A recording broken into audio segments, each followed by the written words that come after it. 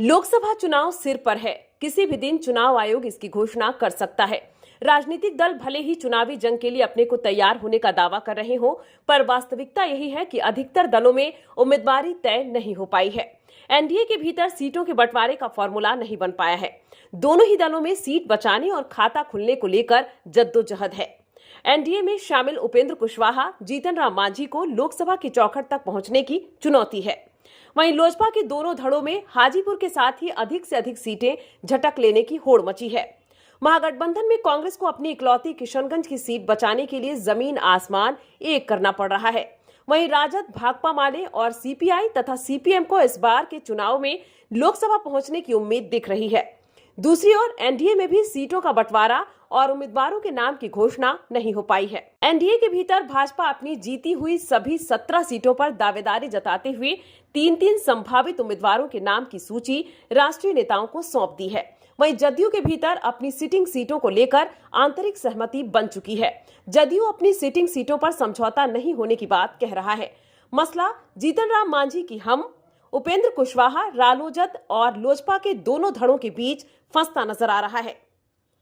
इस कारण भाजपा की पहली सूची में बिहार से एक भी नाम की घोषणा नहीं हो पाई। भाजपा अपनी सिटिंग सीटों के अलावा और भी सीटें चाहती है। पार्टी इस बार अति पिछड़ी जाति में कुम्हार, धानुक जैसी उन जातियों को फोकस करने जा रही है जिनकी अब तक भागीदारी नहीं हो पाई है। दूसरी ओर महागठबंधन में जदयू के निकल जाने से सीटों की भरमार हो गई है। इस बार वाम दल सीटों के मामले में कांग्रेस पर भारी पड़ता दिख रहा है। 2019 के लोकसभा चुनाव में कांग्रेस 9 सीटों पर चुनाव लड़ी थी और उसके एकमात्र किशनगंज में डॉक्टर जावेद चुनाव जीत पाए थे, जबकि राजद, भाकपा माले, सीपीआई और सीपीएम का खाता भी नहीं खुल पाया था। जानकार बताते हैं कि भाकपा माले भी कांग्रेस की बराबर सीटें मांग रहा है। पार्टी के राष्ट्रीय महासचिव दीपंकर भट्टाचार्य ने बिहार की सीमा से लगी झारखंड की कोडरमा सीट पर अपने उम्मीदवार खड़ा करने की घोषणा की है।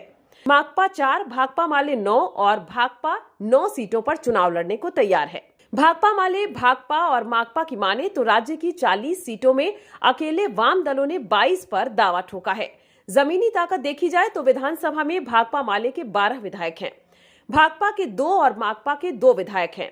इसकी तुलना में भाकपा माले ने 9 सीटों पर दावा किया है, जबकि माकपा 4 और भाकपा 9 सीटों पर दावा कर रही है।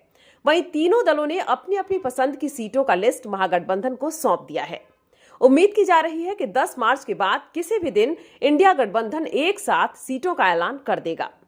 बिहार में 3 मार्च को महागठबंधन की महारैली का आयोजन गांधी मैदान में हुआ, जिसमें वाम दल के कार्यकर्ताओं ने अपनी पूरी ताकत लगा दी और रैली की सफलता का श्रेय भी ले रही है।